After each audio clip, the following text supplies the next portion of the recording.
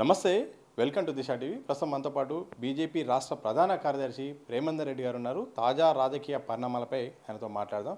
ముందుగా ఎమ్మెల్సీ కవిత చిట్చాట్ నిర్వహించారు. ఆ చిట్చాట్లో భాగంగా బీఆర్ఎస్ పార్టీని బీజేపీలో కలిపే ఒక కుట్ర అయితే మా పార్టీలో జరిగింది. ఇక నేను మాత్రం దాన్ని ఒప్పుకోలేదు, జైల్లో ఉన్నప్పుడే ఈ కుట్ర జరిగింది అంటూ కూడా ఆమె చేసిన వ్యాఖ్యలు, అంటే బీఆర్ఎస్ పార్టీ నుండి బీజేపీ సంబంధించిన అంశాన్ని ఆమె తెరపైకి తీసుకొచ్చినారు. ఏం చెప్తారు? అలాంటి విషయం అయితే భారతీయ జనతా పార్టీకి ఎలాంటి విషయం తెలియదు. ఆమె యొక్క స్వప్రయోజనం కోసం కానీ ఆమె పార్టీలో జరుగుతున్న పరిణామాల గురించి వార్తల్లో ఎక్కడం కోసం మాట్లాడిన మాట తప్పితే అది మరొకటి కాదు.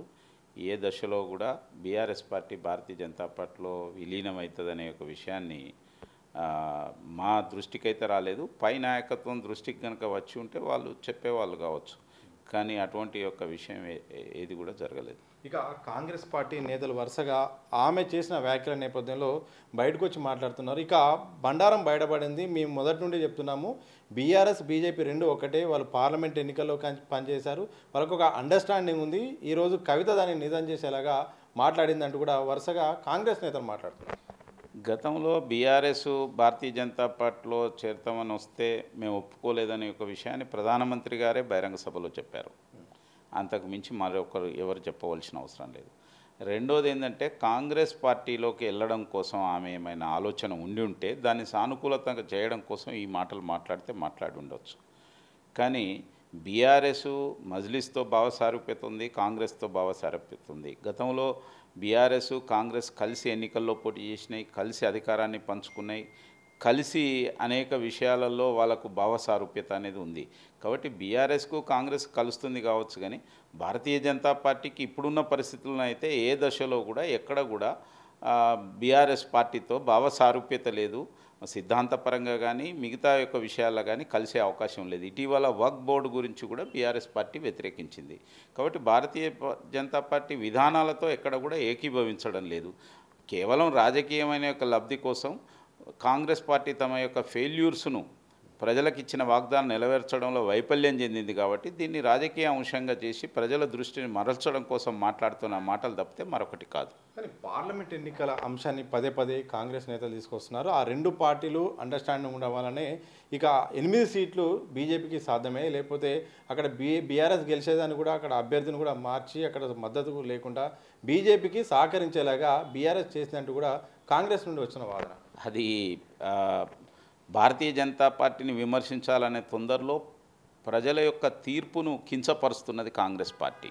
మీ కోటేస్తేనో ప్రజలు వేసినట్టు, భారతీయ జనతా పార్టీకి వేస్తేనో ఇంకో రకంగాన. ఇంతకంటే సిగ్గుచేటైన యొక్క మాట ఇంకొకటి లేదు. భారతీయ జనతా పార్టీ పట్ల, నరేంద్ర మోడీ గారి నాయకత్వం పట్ల దేశంలో భారతీయ జనతా పార్టీ రావాలనే ఒక ఉద్దేశంతో ప్రజలు, తెలంగాణ ప్రజలు ఓట్లేశారు, గెలిపించారు. కాంగ్రెస్ పార్టీ యొక్క ప్రజల ఆదరణ కోల్పోతున్నది కాబట్టి ఇటువంటి మాట్లాడడం తప్పితే మరొకటి కాదు. ఇక ఎమ్మెల్సీ కవిత గారి వ్యవహారం పెద్ద ఎత్తున రాష్ట్ర వ్యాప్తంగా చర్చనీయాంశం అవుతుంది. ఒకవైపు కాంగ్రెస్ పైన కూడా వ్యాఖ్యలు చేశారు. కాంగ్రెస్ ఒక మునిగిపోతున్న నావా అని చెప్తూనే మీ పార్టీ గురించి మాట్లాడారు, సొంత పార్టీ గురించి, అలాగే ఇండైరెక్ట్గా కీలకమైన వాళ్ళ అన్న కేటీఆర్ గురించి కూడా టార్గెట్ చేస్తూ అంతర్గతంగా వ్యవహారాలు కూడా చాలా మాట్లాడే ప్రయత్నం చేశారు. ఈ జరుగుతున్న పరిణామాలు చూస్తుంటే ఒక రాజకీయ విశేషణ మీరు చూస్తుంటే ఏం కనిపిస్తుంది? ఒక రకంగా చెప్పాలంటే అది వాళ్ళ యొక్క అంతర్గతమైన యొక్క విషయం. ఆమె ఆ పార్టీలోనే ఇప్పటికు కొనసాగుతున్నది. ఆమె పార్టీ వదిలిపెట్టి వచ్చినాడు, దాని గురించి విషయం ప్రజలు చర్చించే అవకాశం ఉంటుంది. కానీ ఆమెకు రాజకీయమైన పరమైన యొక్క తగిన గుర్తింపు వస్తలేని యొక్క ఉద్దేశంతో ప్రజల యొక్క అటెన్షన్ కానీ వాళ్ళ పార్టీ పెద్దల యొక్క అటెన్షన్ను గ్రాబ్ చేయడం కోసం మాట్లాడుతున్న మాటలు కావచ్చు అని చెప్పి అనిపిస్తున్నది. కాబట్టి వెయిట్ అండ్ సీ ఏం జరుగుతుంది అనేది వాళ్ళ యొక్క పార్టీలో. ఆమె కారణంగానే పార్లమెంటు, ఆమె లిక్కర్ కేసులో ఉంది కాబట్టి పార్లమెంట్ ఎలక్షన్లో ఓడిపోయినమనే యొక్క అభిప్రాయం టీఆర్ఎస్ శ్రేణుల్లో కానీ టీఆర్ఎస్ నాయకత్వంలో కానీ ఉంది. అదేవిధంగా ఆమెను పార్టీలో సరైన యొక్క ప్రాధాన్యత ఇస్తలేదనే ఒక విషయం ఉంది. కాబట్టి నేను ఒక్కదాన్నే తప్పు చేయలేదు, నేను జైలుకు పోయి ఉండొచ్చు, కానీ మీరు కూడా అనేక అవినీతి కార్యక్రమాల పాల్పడ్డారు, మీరు కూడా అనేక మంది అనేక విషయాల్లో ఉన్నారు, మరి మీకు లేని యొక్క పార్టీకి దూరం నన్నెందుకు ఉంచుతున్నారనే ఒక ప్రశ్న ఆమె వేస్తున్నది. కాబట్టి దీనికి బీఆర్ఎస్ వాళ్ళే సమాధానం చెప్పాలి. చివరి చెప్పండి సార్, మీరు అంటే ఆమె ఒక పార్టీ పెట్టబోతుంది, ఆ పార్టీ పెట్టడానికి కోసమే కొంతకాలంగా ఈ బీసీ ఎజెండా కూడా మాట్లాడుతుంది, పార్టీకి సంబంధించిన చాలా అంశాలు కూడా జనరలైజ్ చేసి కూడా మాట్లాడుతుంది. ఒకవేళ పార్టీ పెట్టే యోచన ఉంటే ప్రచారం జరుగుతుంది. అయితే ఒకవేళ పార్టీ పెడితే తెలంగాణలో ఇప్పుడున్న పరిస్థితిలో వ్యాక్యూమ్ ఉందా? ఇప్పుడు ఊహాజనితమైన విషయాల గురించి మనం మాట్లాడుకోవడం వల్ల ఉపయోగం లేదు. ఆమె బయటకు వచ్చి పార్టీ పెడతా అన్నప్పుడు దాని గురించి ఆలోచించాలి. రెండోది, ఈ దేశంలో రాష్ట్రంలో ఎన్నో పార్టీలు పుట్టినాయి, ఎన్నో పార్టీలు, 6,000 పార్టీలు ఉన్నాయి దేశం మొత్తంలో. మన రాష్ట్రంలో కూడా అనేక పార్టీలు ఉన్నాయి. పార్టీ పెట్టుకోవడానికి ఆమెకు పూర్తి హక్కు ఉంది.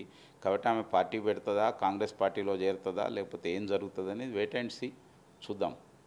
Thank you. మొత్తంగా ఎమ్మెల్సీ కవిత సొంత పార్టీలో కొనసాగుతుందా లేకపోతే పార్టీ పెడుతుందా లేదనేది అది కాలమే నిర్ణయిస్తుంది. బీఆర్ఎస్ పార్టీ అది అంతర్గత వ్యవహారం. కానీ దీంట్లో మాత్రం బీజేపీ పార్టీకి ఎలాంటి సంబంధం లేదు. అలాగే ఎప్పుడు కూడా బీఆర్ఎస్ను విలీనం చేసే ఒక ఆలోచన కూడా చేయలేదు. మాకు అలాంటి అవసరం కూడా లేదు. కాంగ్రెస్ కావాలనే బీజేపీ ఎదుగుదలను చూసి ఆరోపణలు చేస్తుందంటూ కూడా బీజేపీ రాష్ట్ర ప్రధాన కార్యదర్శి ప్రేమేందర్ రెడ్డి గారు స్పష్టం చేసిన సందర్భం చూడొచ్చు.